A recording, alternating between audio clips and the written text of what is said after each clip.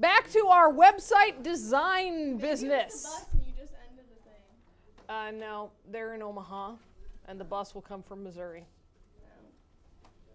Maybe Alabama's just Okay. If price is 200, quantity is going to be 12, and revenue will be 2,400. So you can see that represented graphically in the blue box. Yes? Then if we raise the price to 250, quantity will be 8, and revenue will be 2,000. Yellow box. Yes? So we can conclude then that we lost revenue, right? Due to the decreased quantity.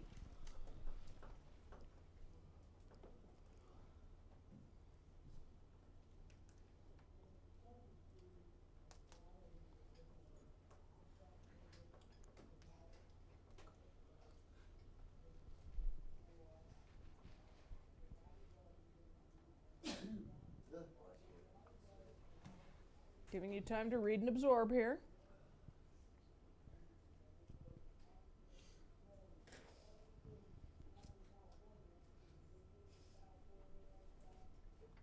So if you change to the yellow, what's represented here in the blue is what you lose. And what's represented in the yellow is what you gain. Got it?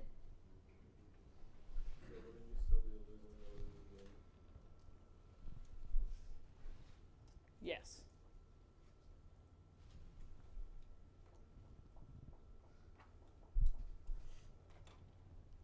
Why do you suppose that's outlined in red? And it's a hard, fast rule.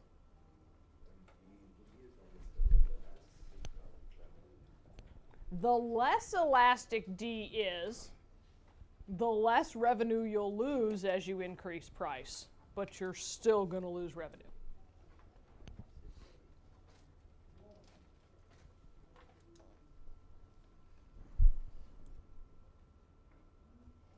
Now remember, this is all happening in a vacuum where nothing else is changing. Because I can read it in your faces that many of you are like, prices go up all the time. Businesses would go bankrupt if they were constantly losing revenue every time they changed price. There's all sorts of other stuff going on in the real world at the same time.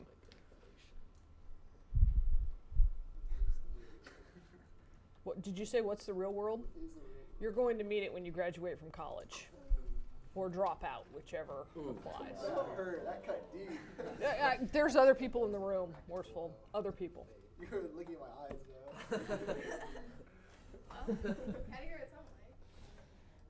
though. Okay. So you've seen this before, yes? Okay. So now we have to play the what if demand is inelastic. Can you make a prediction? What's your prediction, Michael?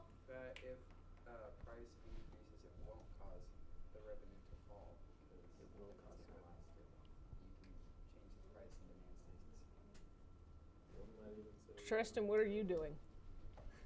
Hi, Tristan. What are you doing? You just... Okay. He knows the answer. This is what I'm seeing. Something like a 4-year-old would do. No, a 4-year-old would be all about it. Okay. At least they're fun. So then the percentage change in quantity will be less than the percentage change in price. So the fall in revenue from a lower quantity is smaller than the increase in revenue from a higher price. So when demand is inelastic, revenue should rise or will rise.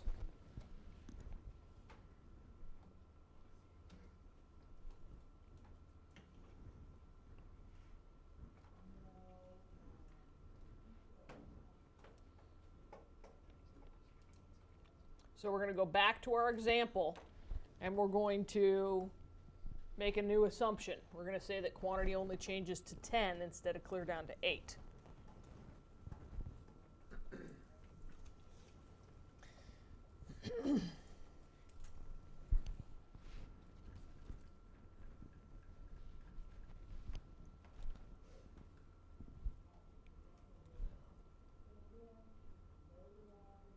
KK, what kind of pin is that? Papermate. What kind of papermate? The profile. Profile. Okay. Aren't they awesome? I really enjoyed writing it with the day you left it in That's here. why I stole it back. I think I need to get one for my everyday grading pen. It's awesome. It made me happy. And that particular color, too. The pink? That's why I had to steal it back. If it was like green, I would have let you keep it. I'm not a pink person, but I That is like that pink. one. Even though you're wearing pink. But I don't consider this to be pink. That Pink is to me is pink. This is like pink! No, it's still pink. No, it is. It is pink. No, it's not. Maddie's wearing pink. And Unless drinking she's hot pink, drinking then out of it's soft pink.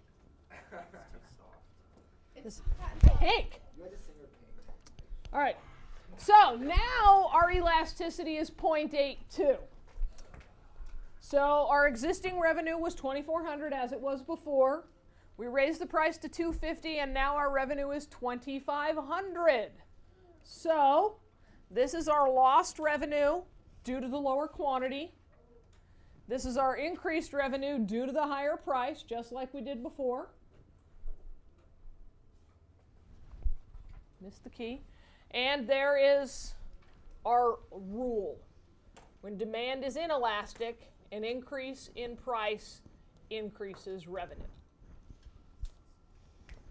So there's two ways to go about this. One, memorize the rule. Or two, be able to graph it. There's two ways to do almost everything in econ. Memorize or understand and apply. And understand it or understand and apply actually becomes long-term the best way to do it. Because memorizing rules, they all eventually get jumbled up.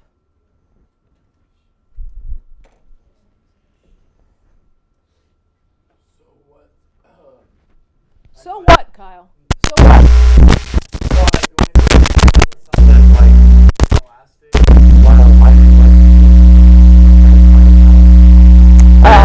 Equilibrium in the market. I mean, at a certain point, while they are able to raise revenue, at a certain point, demand is not going to work for them. Yeah, I mean, demand may actually be here at 225, and so they could try to raise to 250, and what they're going to find is they can only sell at 225. So they might you might raise your price of your Website's $250 a website, and you find out nobody's knocking at the door anymore. So guess what you've done? You've actually decreased your revenue by $2,400. So you still have to deal with the market. We're just looking at theory here.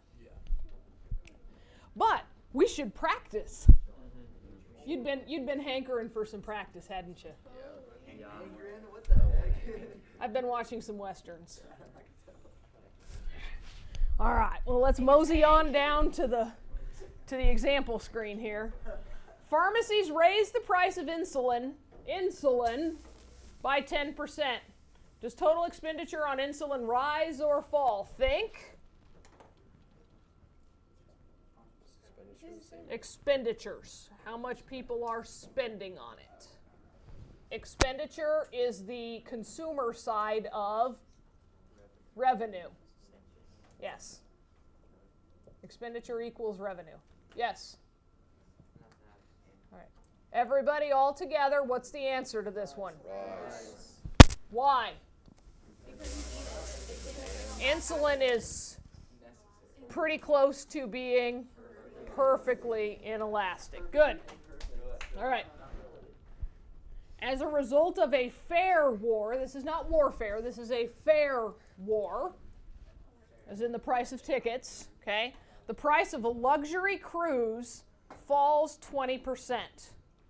The luxury cruise company's total revenues rise or fall?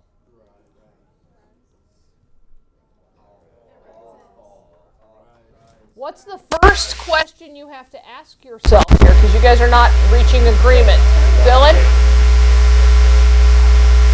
Yeah. Is demand for a luxury cruise elastic or inelastic, guys? Pretty close to almost perfectly elastic, right? So is their revenue going to rise or fall? Because if you're confused on this, remember our example, we raised prices and revenue went down. So if it's elastic and you lower prices, revenue should go up. This helps if they get like if it's elastic, price and revenue go in opposite directions. I bet. Elastic go in the same. Adam, Yes. Adam, please say that louder for everyone. Okay, if it's elastic, price and revenue go in opposite directions, and if it's inelastic, price and revenue go in the same direction.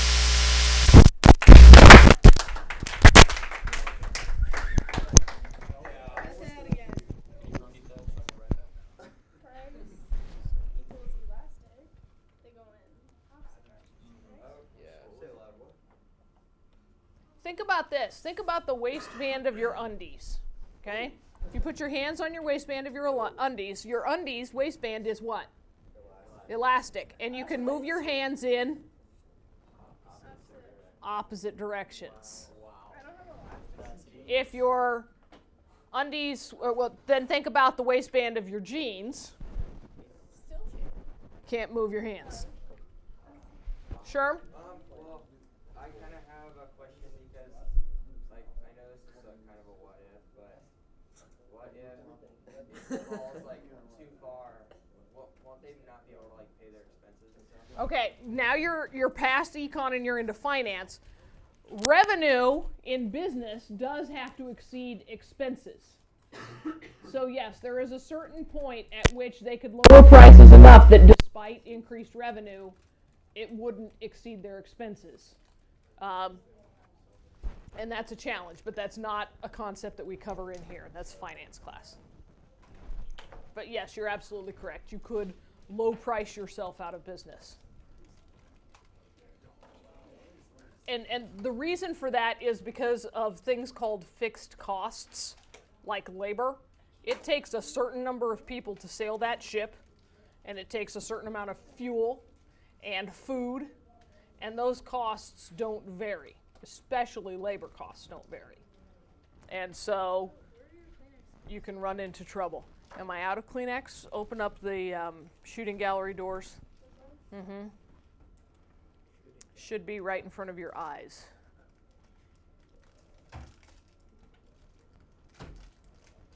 Okay, so the question is, were we right on this one? We said expenditures would go down, right?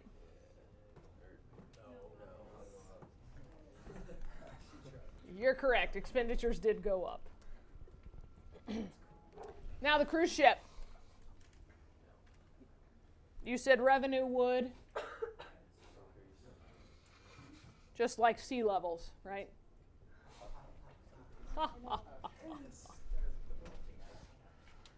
I heard somebody on the radio this morning calling into a call-in show. You know, with all this rain we've got recently, they shouldn't be talking about a drought anywhere and rationing water. That's just bogus. If we're having flooding, there's no drought. Okay, drought's a long-term thing. The rain's here today and gone tomorrow, but thanks for sharing your ignorance with the world. You know, if we've got record snowfall this winter, there can't be global warming. All right.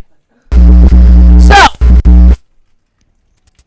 now, Do you remember a problem from the end of last chapter? This is very real world, but economic concepts don't always just deal with money. Economic concepts apply to everything around you. By the way, bringing that up, KK said to me the other day that I've kind of ruined her life for her because everything, huh? You did. And what'd you say? Why? Because in math, he was talking about making like erasers or something, and he was like, it costs $10 to make it. And I was like, no, it doesn't. And you have the labor, and you have the time, and you have all this, and everyone just looked at me funny. And I was like, I hate my life. How many of you have seen things going on around you in this past month and gone, oh, you just don't get it because you don't understand economics? Yeah.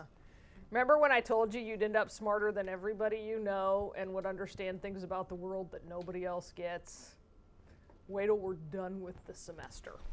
And wait till those of you hanging on into the second semester, wait till we finish macro. Oh yeah, are we reading freaking? Yes. I read the second one. It's pretty good too, isn't it? What is it? It's a book that we read that really helps you understand how econ truly is the entire world. It's a great book. All right. So, yes, that's next semester. One side effect of illegal drug use is crime. Okay? And that's because people who tend to become addicted to illegal drugs find it difficult to hold down regular jobs and thus lose the funding to acquire the drugs which have become a habit. And so they have to turn to illegal activities to finance their habit. And in some cases that's theft, in some cases it's dealing drugs, in some cases it's prostitution, whatever it takes to bring the money in to get the drugs that make you happy. So, 2 police policies related to reducing drug-related crime. Okay? Ultimately, the police philosophy here is that if we can reduce drug use, then we reduce the crime that is aimed at purchasing the drugs. Okay? So we're going to assume that the total amount of money spent on drugs is equivalent to the total amount or the total cost of the drug-related crime. Okay? Are you with me? We're just assuming same amount. Okay? Demand for drugs. What's its elasticity, I suppose? Is it good in winter? Are we talking like hardcore drugs? Or are we talking Okay, Kyle's going with meth is inelastic. Okay. Thank you, Mr. Breaking Bad. Cocaine is pretty inelastic. You know what? People think that weed isn't addictive, and while weed itself, the chemicals in weed aren't necessarily addictive, the behavior becomes addictive. So let's go with, we're going to go with drugs are inelastic. Once you've got the Jones, you can't let it go. Okay?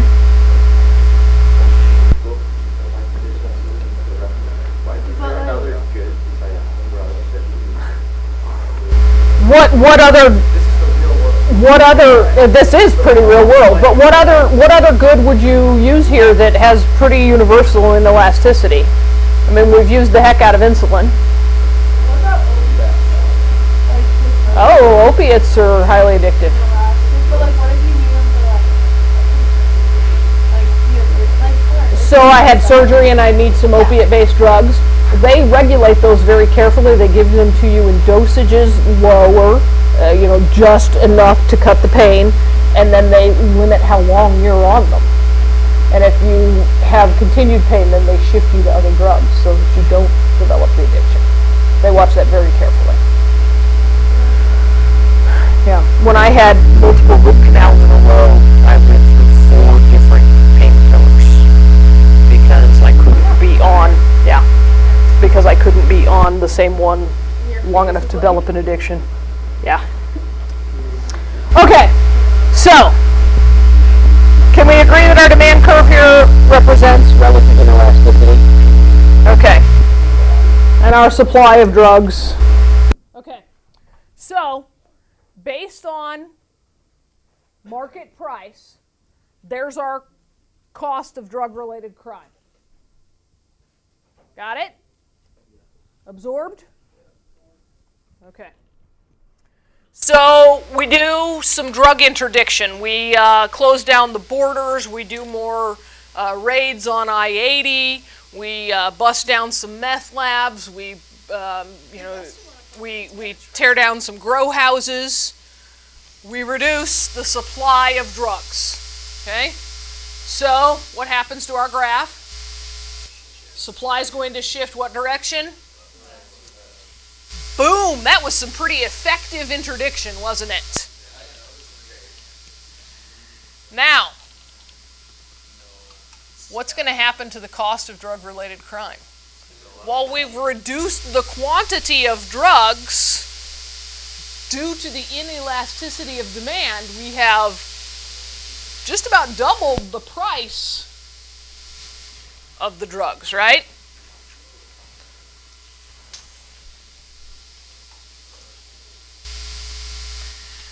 And so, by reducing the supply, we have increased drug-related crime. Now let's think about this for a second. Right now, our nation's drug policy, we are funding aid to Colombia and Venezuela and throughout Central America and Mexico to do what? To interdict drug production, to stop the flow of cocaine to the United States. What are we doing? We are taxing our people to spend money to increase crime.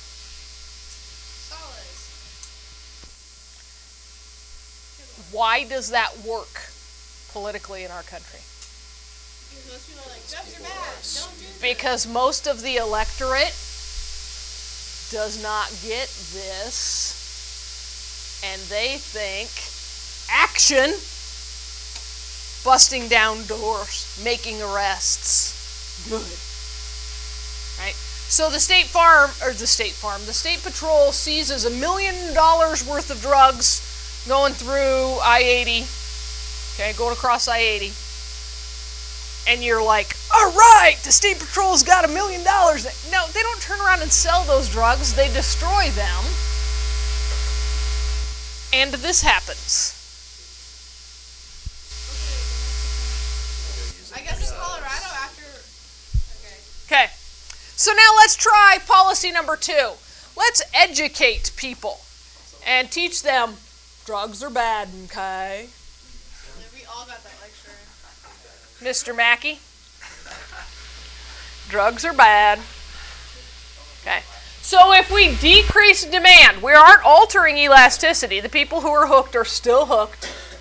Okay, if you want the home denture kit, just try some meth. Okay. So what happened to price of drugs? Boom! Price of drugs went way down. And so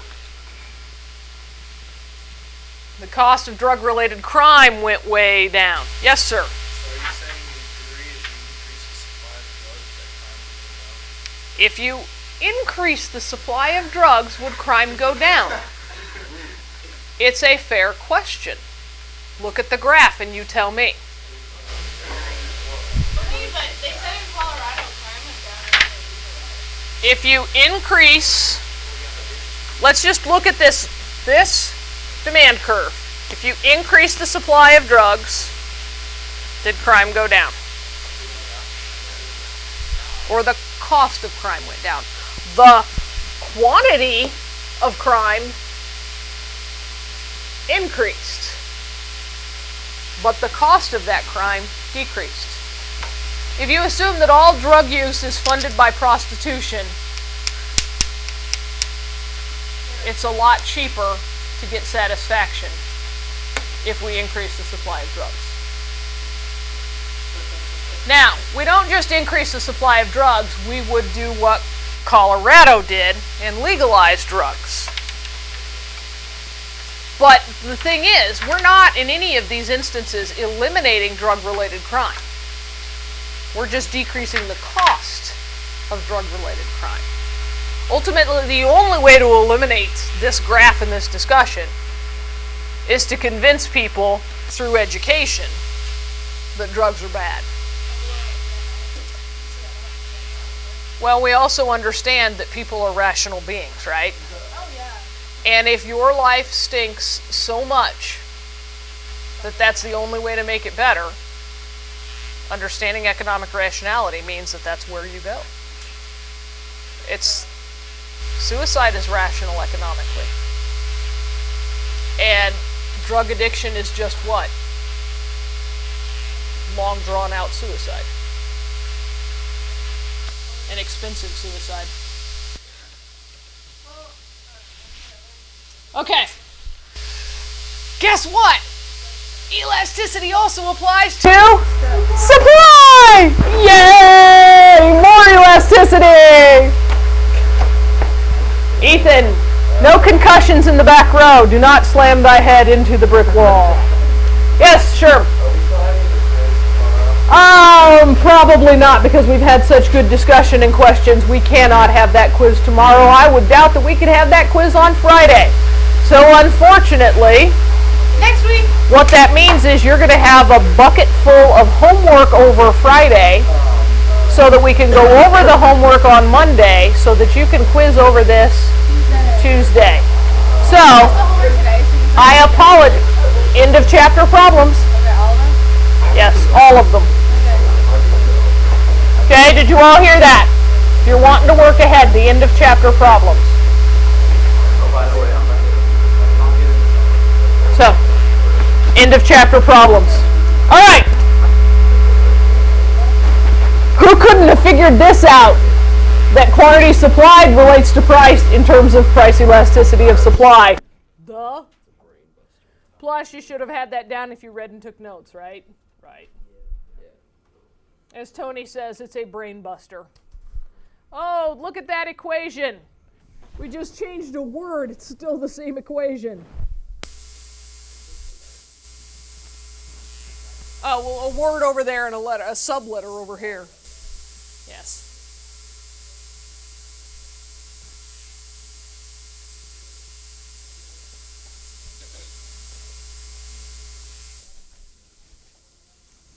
Max is going to be sorry he missed today. It's been an exciting day.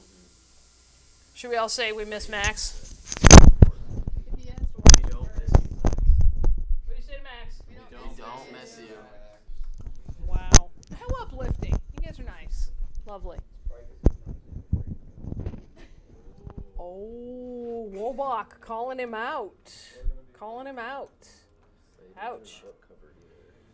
All right. So sellers can also be price sensitive. At a certain point, guys, it doesn't pay for a street side drug dealer to deal because the price is so low.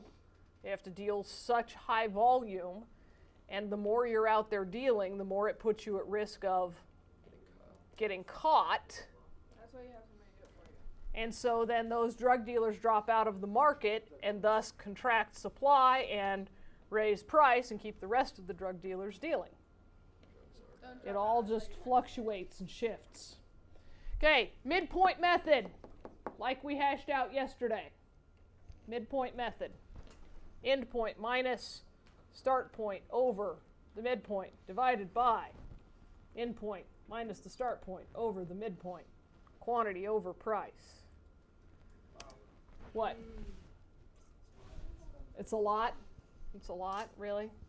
Like the way you just like, I was like, Just the way that you said it, it was just like, yeah. Well, I thought because that would be the third or fourth time we've gone over it. And if you were studying on a nightly basis, as you should, no, like I be- knew what you're talking about. Uh-huh. Like, I feel like the way you're saying it, I feel like I was just like taking shots of your. I know what you're talking about. I know what you're talking about before you start talking about it. good, good, Ethan. Like, I knew what you were talking about before you opened your mouth, and once you spoke, I was lost. That's what you just said to me. That's inspiring. I'm okay. So, price rises by 8%, quantity rises by 16%. Woo! Well, that basically makes sense to us based on the law of supply, right? Yeah, pretty much. Okay. So the price elasticity in this instance is 2.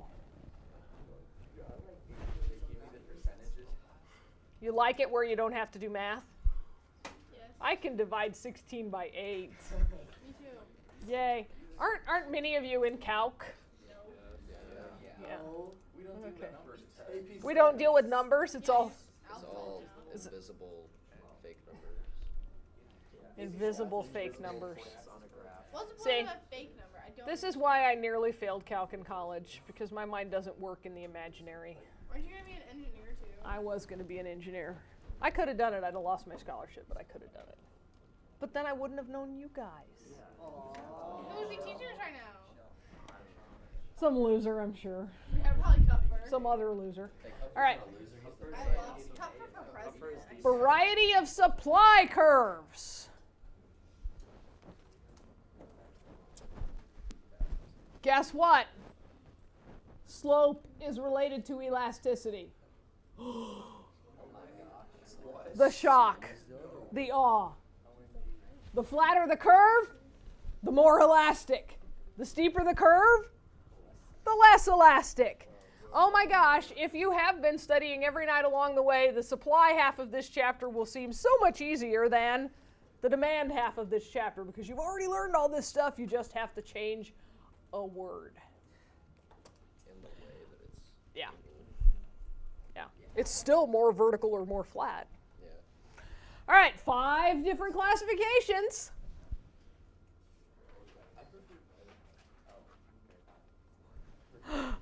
Perfectly inelastic. Yes, we'll lean it to the right instead of to the left. Yes.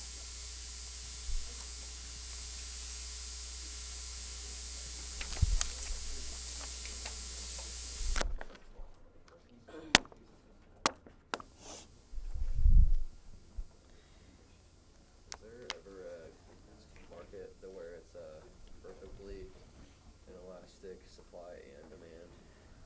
Perfectly inelastic supply and demand.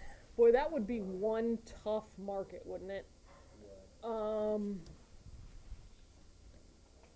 I've been trying to think for about 48 hours about what is perfectly inelastic supply, where there's a fixed quantity of supply.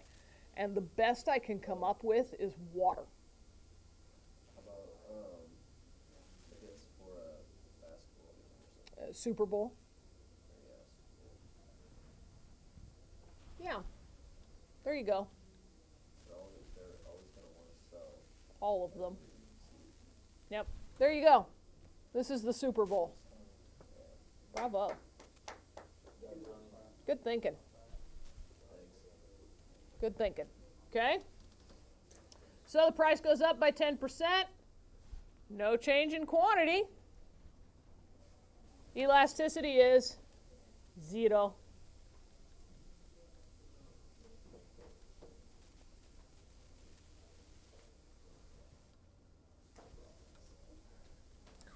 Inelasticity, or inelastic, okay?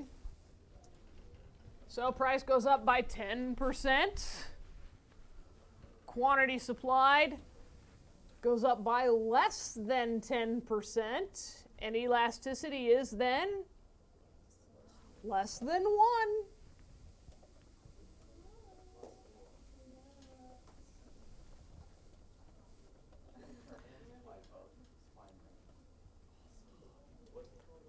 All right, what's the next one called? Unit elastic. Okay. Price goes up by 10, quantity goes up by 10, so elasticity is 1.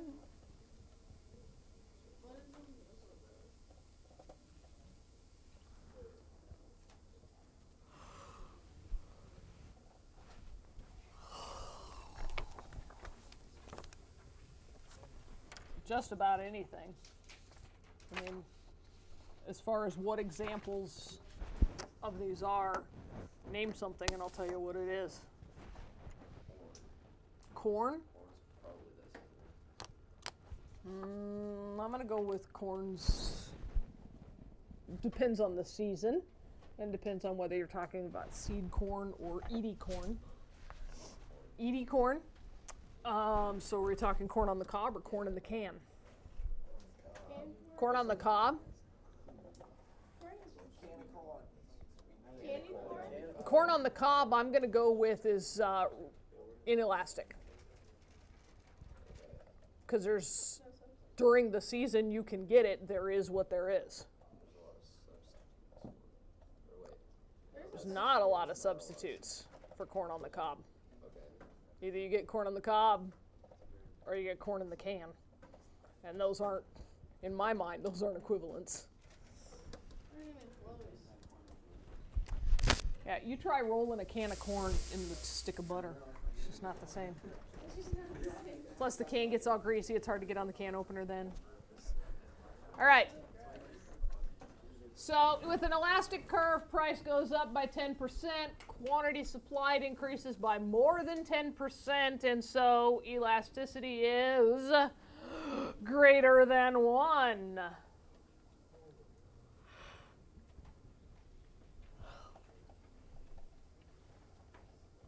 And then our final supply curve will be perfectly elastic. The supply curve will be horizontal. Our price sensitivity is at maximum, DEFCON 5. All right. Price doesn't change at all, but quantity varies radically. And our elasticity is infinite. Let's see if we can get through the determinants.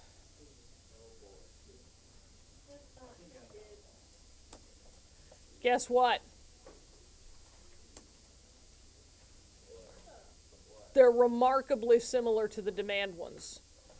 This one, remember the availability of close substitutes made your elasticity made it more elastic? Well, on the supply side, it's how quickly can you change what you're producing. Okay. So, apples. Apples. Can I quickly change how many apples I produce? No, I'd have to go tear down some trees in an orchard, right? Can I quickly change how much corn I'm growing? Not overnight or within weeks or months. I have to just plant less next year. Okay. Can I quickly change how many pairs of blue jeans I'm manufacturing? Yeah. Half of you guys are fired and we're working 4-hour days instead of 8-hour days in the factory. Changed. Okay. Milk. What happens if you don't milk your cows? They explode. They die. Yes. Because the cow's body doesn't just quit producing the milk. It keeps making the milk. So if you don't milk your cow, that's why dairy farmers, it's almost impossible for them to take a vacation. Cows have to be milked twice a day. Yeah, no, cows are completely a domesticated animal. Now, a cow can survive in nature because once its calf grows up and isn't drinking the milk, then it will quit. But as long as you've been sucking at that cow twice a day in the productive farm, boom. All right. Beachfront property versus cars. Ford closes down a factory. We have to wait for global warming to continue to decrease our supply of beachfront property. And even then, we'll just make different beachfront property, right?